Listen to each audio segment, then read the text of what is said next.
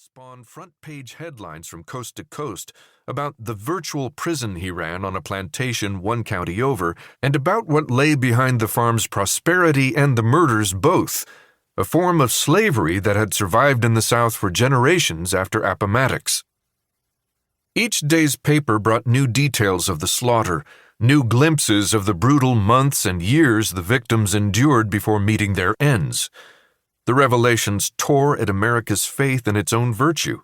They undermined its sense of modernity, challenged its grasp of history, resurrected sins thought dead and gone, put to rest by the 13th Amendment, provoked wonder. How could such things happen here, in the Empire State of the South?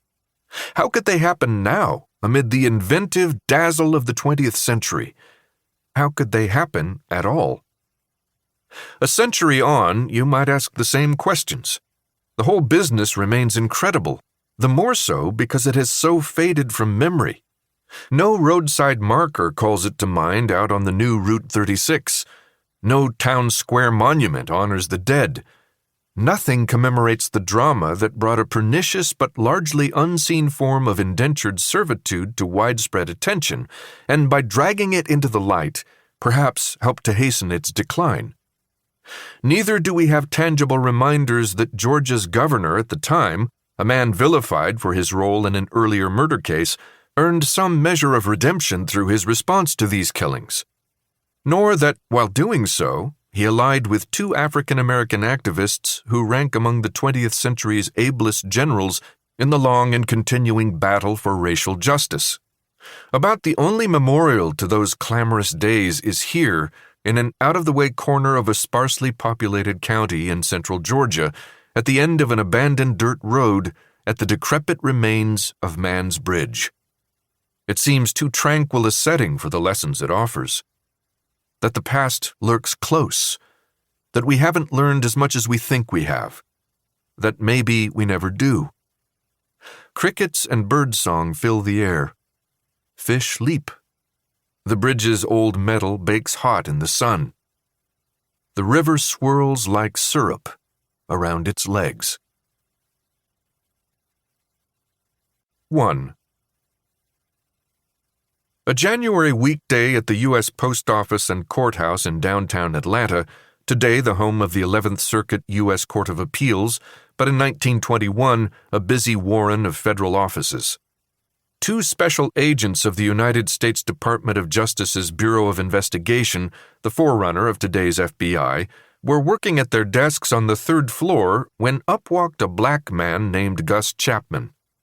39 years old and worn for his age, Chapman told the agents that he had been living in Atlanta the previous spring when he was picked up on a loitering charge. Fined $5, unable to pay it, he was facing hard labor on the chain gang when a young farmer approached him in the jail.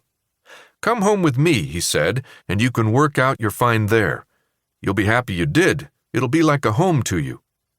And so Chapman accompanied Hewlin Williams home to Jasper County in the cotton country 40 miles southeast of the city and to a sprawling plantation owned by Williams's father. He quickly saw that Mr. Hewlin had oversold its charms. Chapman received no pay. He was forced at the end of a gun barrel to work from dawn to well past dark. He was forbidden to leave the premises under threat of death. He was locked up at night in a bunkhouse crowded with other prisoners and whipped for any infraction, real or imagined. The Bureau agents recognized the conditions he described. Gus Chapman had been held in peonage. That word has fallen out of use and today is unknown to many Americans, if not most.